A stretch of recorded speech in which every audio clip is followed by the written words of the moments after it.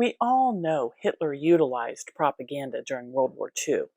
However, did you know Franklin D. Roosevelt studied Hitler's setup and tried to implement it here?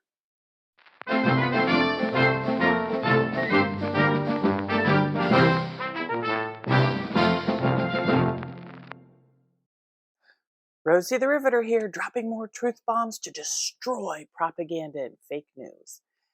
In 1942, after the disastrous capitulation to Hitler by Prime Minister Neville Chamberlain, the world finally acknowledged Hitler was a dangerous force that needed to be confronted.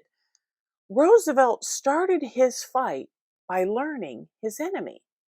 He studied Hitler and soon discovered the reach and dominance the Fuhrer had in the German media, both written and spoken, which allowed him to manipulate what the people thought and believed. Now remember, this is a time before most homes had television sets. Our entertainment and news still came from our living room radio. We would gather as a family, sitting around the device, enjoying music, comedy, dramas, and news.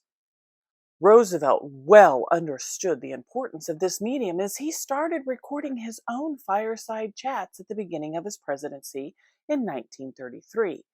He wanted to talk directly to the people. The radio is where we heard.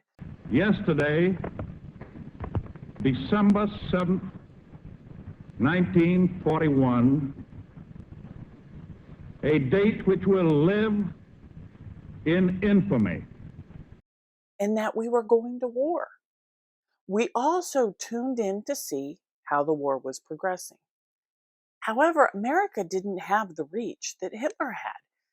Germany built a shortwave infrastructure, giving him multiple stations across the country that played all Hitler all the time, and that not only reached other European countries, but it reached Africa and South America as well.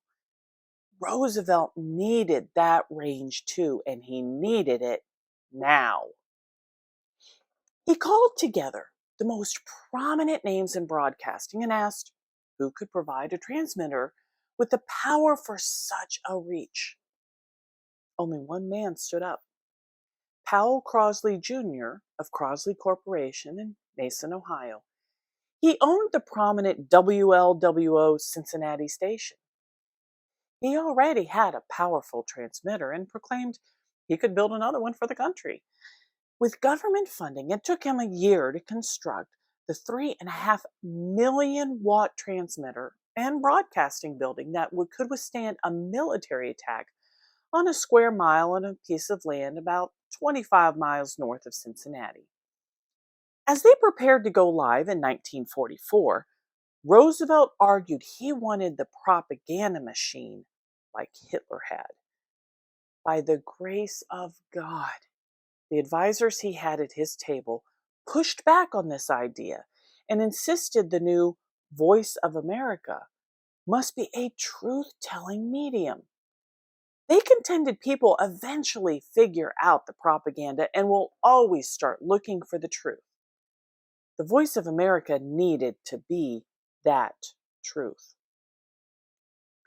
As other nations punished those seeking out any voice but their own government-authorized one, Voice of America wanted to remain the shining city on the hill, radiating light of truth for all to see.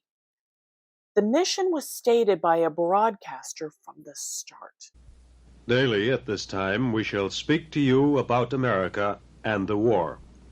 The news may be good or bad. We shall tell you the truth. A devious dictator, Hitler had already prepared for foreign interference in his tyranny, passing the Extraordinary Radio Measures Act on September 1st, 1939, the day he invaded Poland, which virtually started World War II. It prohibited the deliberate listening of any foreign radio stations under threat of prison. To further ensure Germans were listening to what he wanted them to, Hitler produced an expensive people's radio, which the government subsidized so the masses could purchase it. Attached to each new radio was a note saying that anyone who listened to an unauthorized broadcast would be punished by prison and hard labor. Listening to foreign broadcasts is a crime against the national security of our people. It is punished with severe prison sentences on the Fuhrer's orders. Despite the threats, Germans turned in to Voice of America anyway to hear what was really going on. During the Cold War, Russians and Ukrainians listened just as North Koreans are doing now. Once people saw through the lies, the truth set them free. Voice of America was so effective. Hitler commanded several times in his speeches not to listen to those Cincinnati liars. Some would argue the same tactic is used today right here in America, only the term has evolved to conspiracy theorists. It didn't work then, and it's not working now. In my next video, I will lay out Operation Mockingbird. It's a CIA program specifically designed to use journalists and media to push propaganda. For now, let's just stick to Truth and Voice of America. The most effective way to control the masses is to control information. Like Hitler, you restrain the flow of information, censoring that which contradicts your narrative or reports all the facts of incidents and events without your spin. I contend we are living today in an almost identical time us Rosies lived during World War II. However, this time, truth is being kept from us instead of just the Germans. The promising news is that TruthSocial, Musk's Twitter, Rumble, and other social media platforms are this generation's voice of America.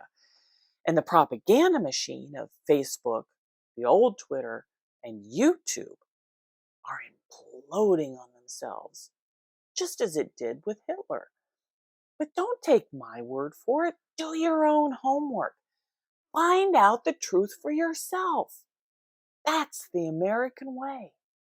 I'm Rosie the Riveter, and that's my 2 cents. But what do you think? Leave your comments down below. Don't forget to like, subscribe, and hit the notification bell to see new videos when they are uploaded.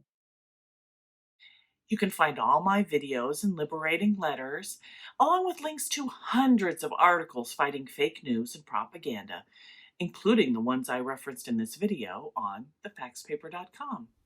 Don't lose heart. We are winning. We will be great again. We can do it.